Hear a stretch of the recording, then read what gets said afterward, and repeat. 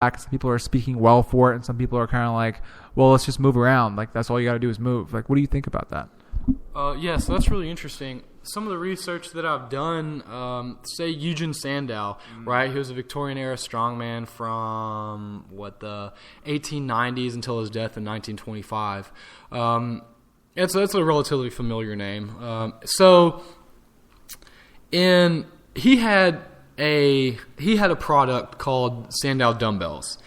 And so it was basically, if you imagine a small 5-pound dumbbell, cut it in half, and there are springs that are attaching the two halves now.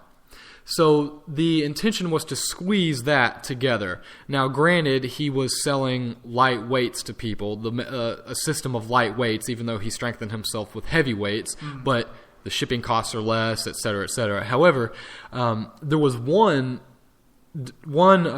iteration of the dumbbell that had a bell attached to it. So once you squeezed it really tight, it would ring a bell. And if you let loose, the bell would go again. And so and he talked about, I don't know the exact word, but it was, like concentration or will or whatever, words that gave that effect.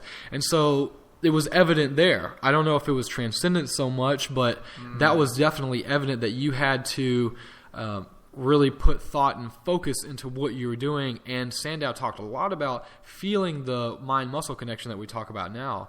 It's also interesting because the research I'm doing for my dissertation over Strength and Health magazine, published by Bob Hoffman, he also talked about having the will and focus to do things. And so, maybe this is, maybe this is a future paper topic. My advisors always says, someone should write a paper about that. And there you go. Ben and I are doing the same thing. We're turning into her and just saying that stuff to everything, which is, probably an indication that we're getting better at what we do because she's awesome. So, Bob Hoffman also talked about that concentration and that will, and then his readers, did the same and responded to that. So, maybe it maybe it is just repeated as well. I definitely think it's part of the historical research process that you run into that obstacle of, man, I just wish I could talk to this person who wrote this letter, or I wish just to understand a little bit more of what they mean. And that's kind of what I'm thinking right now is that, all these letters that they sent in talking about this stuff, I wish I could go a little bit deeper and say, is this the same thing that you're talking about? But yeah, that definitely deserves more research because it's really interesting. Man, you were saying something and I forgot what I was going to, if it comes back to me, I'll interrupt you. Okay. But no, I was going to ask you also, like, when you're studying and doing research on physical culture, is it primarily as it pertains to American culture, or does it pervade through like Russians and Chinese, Japanese? That's a really good question. So our focus at the University of Texas, most of our focus is in the United States or in North America, essentially English-speaking countries, because we don't know how to speak Russian, we don't know how to read Russian, we don't know how to read Asian languages. So, luckily for us, we have some scholars who, can translate German sometimes, some scholars who can translate French, but that's the biggest problem for us is that. And it's really not a problem so much right now because it's such an untapped field that there's plenty to research. But at the same time, it does kind of cut off those opportunities to investigate a little bit more about the globalization of things and how ideas have spread and been transferred. But we've at least found some within the English. With being able to follow English and stuff like that. But it's, for instance, the Soviet, what was it? Oh, man, I can't remember the journal. But, the American scientists learned so much when they started translating the Soviet journals, the athletic journals, and people still go back to them from the 60s. So, it's unfortunate, but that's just kind of how it goes. There are a lot of scholars, though, within our field, it's sport history as a larger discipline. Physical culture is a sub-discipline of it.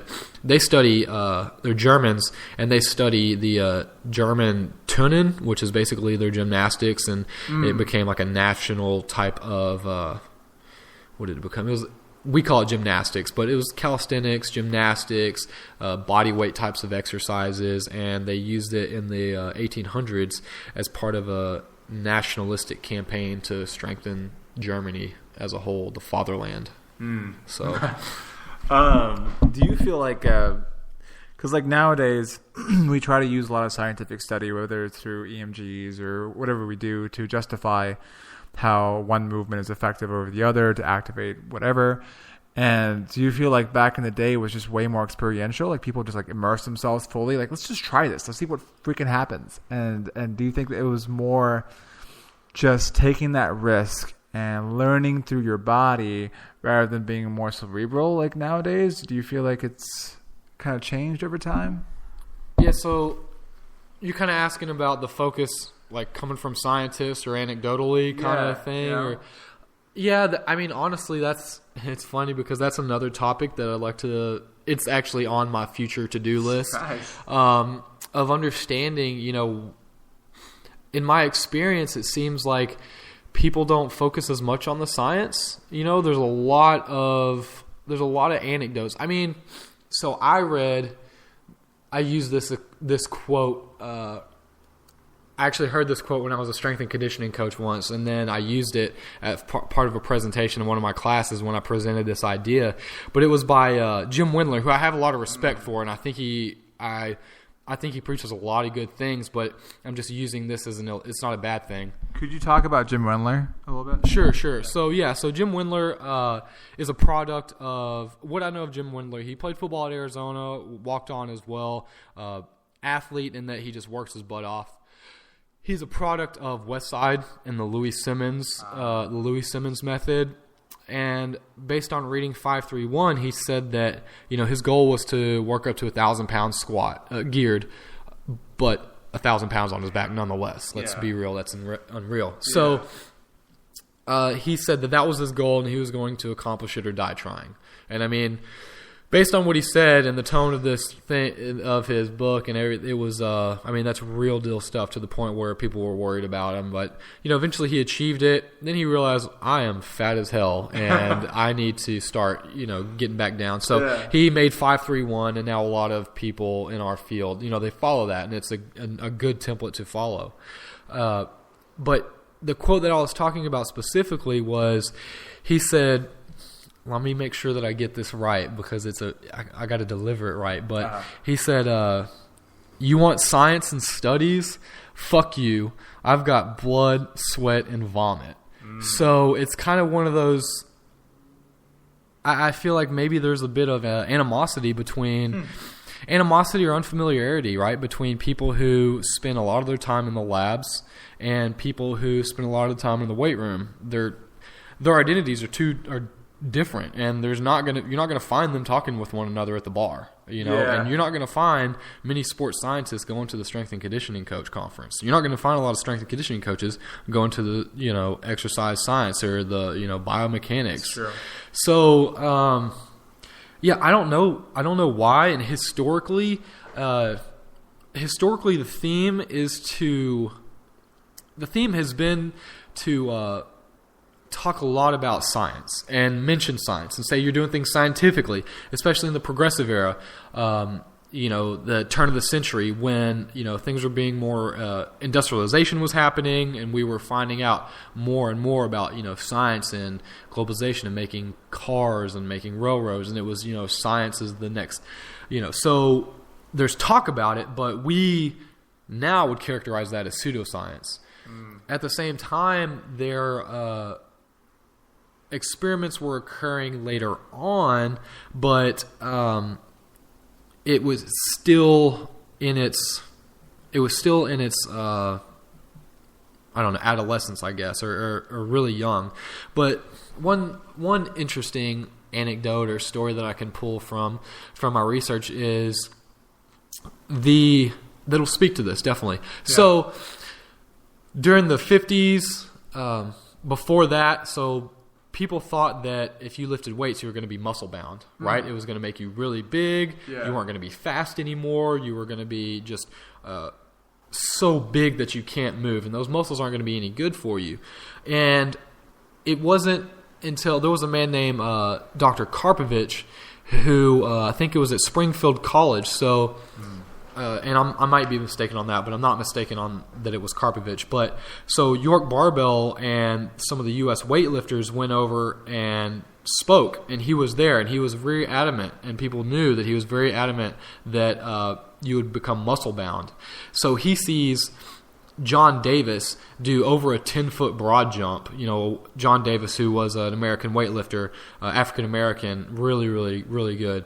And so he does a 10-foot broad jump. Well, he's not supposed to be able to do that because he's muscle-bound. And then they see John Grimmick go down and do the full splits and reach behind his back, right, to itch his back and have both his hands touch because he's really flexible. And so from there, Karpovich was changed. That started this scientist's, so essentially like anecdotally changed his thoughts scientifically. That's awesome. So it's just, if people know anything about, Kuhn and scientific revolutions, it's just a paradigm shift. Everyone's pushing one way. They're working within this one framework until something out of the blue just floors them, and then they shift it, a totally different way.